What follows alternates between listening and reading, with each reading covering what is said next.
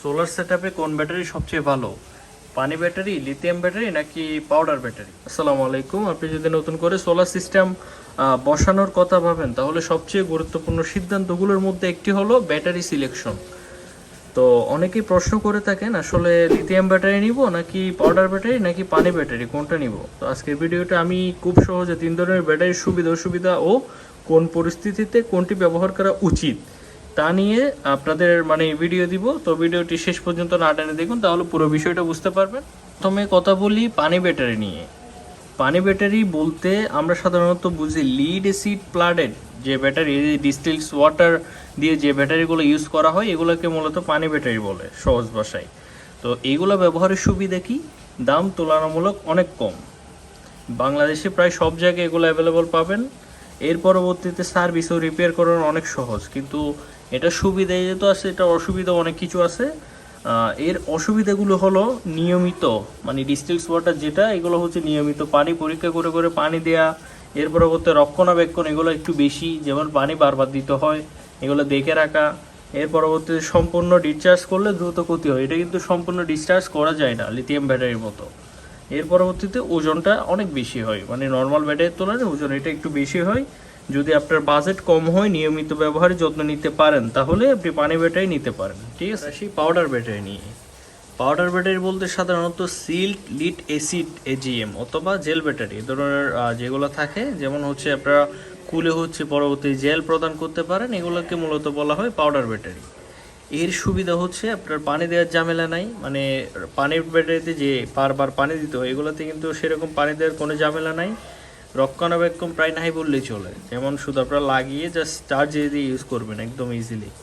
এরপরে হচ্ছে পানি ব্যাটারিতে যেমন চার্জ হওয়ার সময় গ্যাস নির্গত হয়, এগুলোতে সেরকম কোনো ঝামেলা নাই, একদম সুন্দর করে আপনারা এটা ইউজ করতে পারবেন। এরপরে ঘরের ভিতরে আপনার ব্যবহার একদম অনেক নিরাপদ, কোনো হ্যাসেল নাই বললেই চলে। তবে এই ব্যাটারিটা হচ্ছে পানি ব্যাটারির চেয়ে দাম তুলনামূলক একটু বেশি, আর অতিরিক্ত চার্জ বা অতিরিক্ত ডিসচার্জ করলে ব্যাটারির আয়ু কমে যেতে পারে। তো যারা কম ঝামেলায় সোলার ব্যবহার করতে চান তাদের জন্য এটি একটি ভালো অপশন। ঠিক আছে, যেমন অনেকে দেখা যাচ্ছে হচ্ছে বাহিরে থাকে, যেমন দেশের বাইরে থাকে, পরিবারের জন্য একটা সোলার সেট আপ করতে যাচ্ছে, যারা পরিবারে কেউ কিছু জানে না, তো ওদের জন্য এরকম ব্যাটারি দিয়ে আসলে সোলার সেট আপ করা অত্যন্ত যুক্তিযুক্ত। ঠিক আছে, এখানে তার লাগানো আছে, আবার কেউ কিছু মনে করিয়েন না, কারণ এটাও দিয়ে আমার হচ্ছে এই যে এখানে লাইট ফিটিং আছে, কারণ আপনাদেরকে সুন্দরভাবে দেখানোর জন্য আমি লাইটের ব্যবস্থা করছিলাম, আপনাদের একটা ভিডিও আমি দিছিলাম এটা নিয়ে, তো এটা হচ্ছে সেই জন্য। ঠিক আছে, এবার আসি আমরা লিথিয়াম ব্যাটারি নিয়ে। লিথিয়াম ব্যাটারি আমার কাছে এখন অ্যাভেলেবল নাই, থাকলে অবশ্যই আপনাদেরকে দেখাইতাম এটা কীরকম। আমি এমনি স্ক্রিনে হচ্ছে আমার এটা ছবি দিয়ে রাখবো, আপনারা দেখে নিয়েন। তো বর্তমানে সোলার সিস্টেমের জন্য সবচেয়ে আধুনিক সমাধান হলো লিথিয়াম আয়রন ফসফেট ব্যাটারি। এই এর সুবিধাগুলো একদম না বললে নয়, খুবই অসাধারণ। ঠিক আছে, তো এখন আমি আপনাদেরকে এর সুবিধাগুলো নিয়ে বলি, এরপরে এর অসুবিধা নিয়েও কথা বলবো, সমস্যা নেই। তো এখন মেইনলি বিষয় হচ্ছে লিথিয়াম ব্যাটারি প্রায় 90 থেকে 100% পর্যন্ত আপনি ব্যবহার করতে পারবেন, যেমন হচ্ছে এগুলা সর্বোচ্চ 70 থেকে 80% ব্যবহার করা যায়, কিন্তু লিথিয়াম ব্যাটারি একদম ফুল আপনি ব্যবহার করতে পারবেন কোনো ক্ষতি ছাড়াই, তাও না করা ভালো। এর পরবর্তীতে আপনার লিথিয়াম ব্যাটারিতে চার্জ হচ্ছে এই ব্যাটারির তুলনায় একটু দ্রুত হয়, ওজন এই ব্যাটারির তুলনায় অনেক কম। এরপর হচ্ছে রক্ষণাবেক্ষণ একদম নাই বললেই চলে, যেমন পানি ব্যাটারিতে হচ্ছে দেখে দেখে পানি দিতে হয়, আর পাউডার ব্যাটারিতে হচ্ছে কয়েক মাস পর বা 1 বছর পর হচ্ছে হালকা পাতলা জেল দিয়ে এগুলোকে সচল রাখতে হয়, কিন্তু লিথিয়াম ব্যাটারিতে কোনো কিছুরই প্রয়োজন নেই।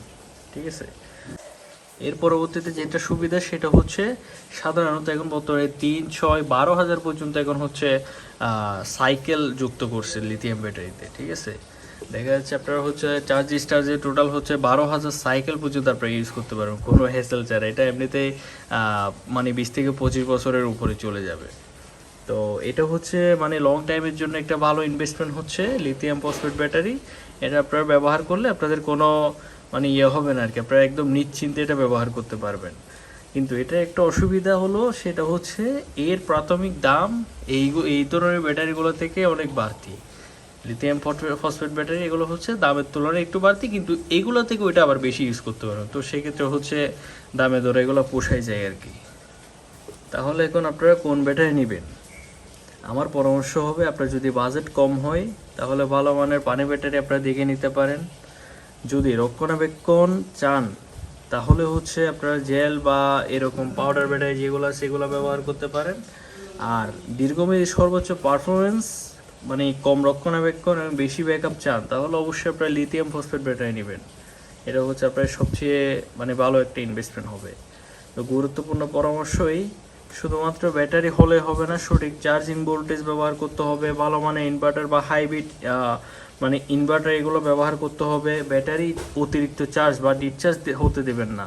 উপযুক্ত সার্কিট ব্রেকার ও নির্দিষ্ট কেবল ব্যবহার করুন। এইসব বিষয় ঠিক থাকলে যে ব্যাটারি ব্যবহার করুন না কেন তার আয়ু অনেক গুণে বাড়বে। আশা করি আমার এই পুরো ভিডিওটা বুঝতে পারছেন। ভিডিওটি ভালো লাগলে অবশ্যই লাইক কমেন্ট শেয়ার করে দিবেন, অন্যদেরকেও দেখার সুযোগ করে দিবেন। আর এরকম নিত্য নতুন আরও সুন্দর সুন্দর ভিডিও পেতে হলে আমার টেক অ্যান্ড পাওয়ার বিডি এই পেজটি ফলো করে পাশেই থাকবেন। আসসালামু আলাইকুম।